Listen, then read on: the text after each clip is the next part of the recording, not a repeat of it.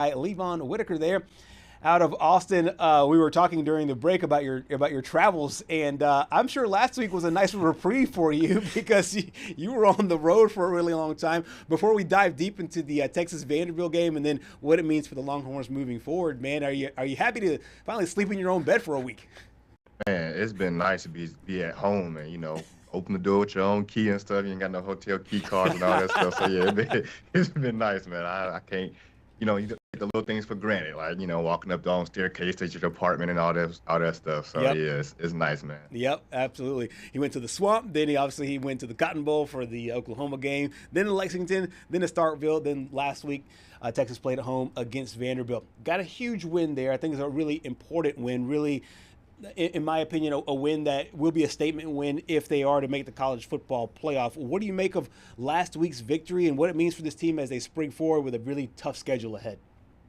Man, I think being on the road, was good for them because they're able to come home and really appreciate their fans and give them something to root for, man. You got a tough team, like I had been saying all the entire week leading up to that game against Vanderbilt, especially after an overtime win against Mississippi State, that it didn't get easier after that. You couldn't really be relaxed if you were the Longhorns. You had to really, keep that same intensity that you left Starkville with to face one of the hottest, if not the hottest team in the country at that time in Vanderbilt, and their quarterback, Diego Pavia, and their head coach, who just does a great job, Clark Lee.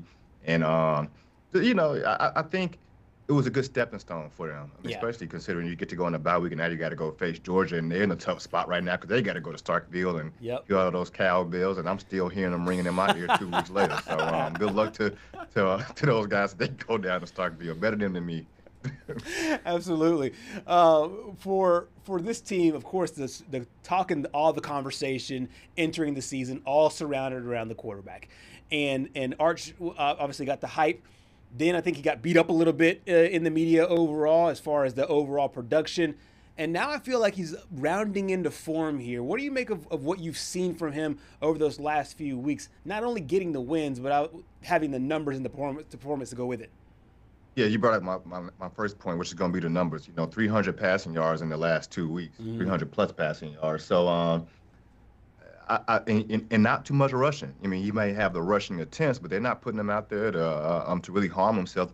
It's kind of like a catch-22. You kind of force the guy to be comfortable in the pocket, and you can really see that they've made some changes at the offensive line to help him gain that confidence and that trust in his offensive line to be able to stand there and move around. He has the athletic ability to evade the pocket and get away from defenders. But when you got so much talent on the outside, DeAndre Moore, Ryan Wingo, Jack Injuries, you got a decent running back room, and C.J. Baxter and Trey Wise. And then you got this sophomore that comes on the scene. His first game was against Florida, Emmett Mosley, who had 500-plus receiving yards at Stanford. Right. That's been the key. You want him in there to help get those guys the ball and let them make some plays. I mean, you see the last two games, the first play of the game goes to Ryan Wingo on a little somewhat of a wide receiver screen or tunnel, and then he's off to the races down outside the numbers. So I think he started to see trust in his teammates, and it's paid dividends. Now you just got to keep it going for these next 3 games where you got to face some really tough SEC opponents. Georgia on a run right now. Arkansas, no slouch as they've made their coaching changes, firing their head coach, and you kind of get that fire coach motivation as a program, and then you still have A&M at the end of the season. Absolutely. We've seen this Texas team win and lose in different ways. We've seen them win high-scoring games, win the overtime against Mississippi State a couple of weeks ago, score 45 points.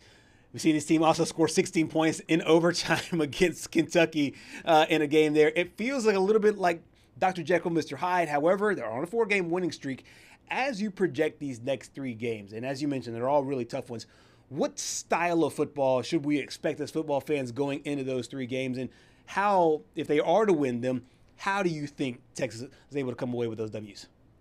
Well, the one thing they're going to have to do is just continue to trust each other. I mean, it sounds cliche, and, as reporters and journalists, we don't like to hear that when we're talking to the players, but I've seen a real level of trust. They never counted themselves out. Ryan Niblett returns a punt return, 70-plus yards against Mississippi State. He wows the entire crowd, shuts down Stark Vegas, and that was just a sign of trust for this team. And I think that's what it was in Kentucky. I couldn't really tell you how they walked out of Kentucky with the win outside of just having trust in one another, because that was just unfamiliar football from both of those teams in reality. But when you talk about the next 3 games, I think the one thing they're going to have to do to get that job done is be tight on their offensive line. Have to develop some type of run game. You can't be one-dimensional when you're playing against Georgia. Georgia has the athletic ability. They can load the box. They can go to a dime or a nickel package and really force your receivers to find the open spaces. You can't find the open spaces, and you don't have because you can only put maybe 3 or 4 out there at a time, and now you don't have the tight end there to block. Now you just got 5 offensive linemen and hoping they can withstand the test of time to give Arch some keep him protected back there so he can get the ball out of his hands. But when you got 6 DBs on the field, it makes it a little tough. So you're going to have to get the ball to your receivers, man. I don't believe the Ryan Wingo first play of the game thing is going to really work. But, you got some gadgets out there, and guys like DeAndre Moore and Emmett Mosley. You got to catch the ball. And like I said from the beginning, you got to be able to run the ball. At some point, Trey Wisner and C.J. Baxter have to find their footing, got to stick their foot in the ground and get upfield. Absolutely. Now, you can't really do that without an offensive line, so it definitely starts right there. It always starts in the trenches, but at some point, these guys have to make a way out of nowhere. So Absolutely. See what happens. For sure. Speaking of personnel, we got a chance to hear from Steve Sarkisian about the DBs being challenged. I think there's a lot to Xavier to be excited about. He's got great speed. He's got great coverability.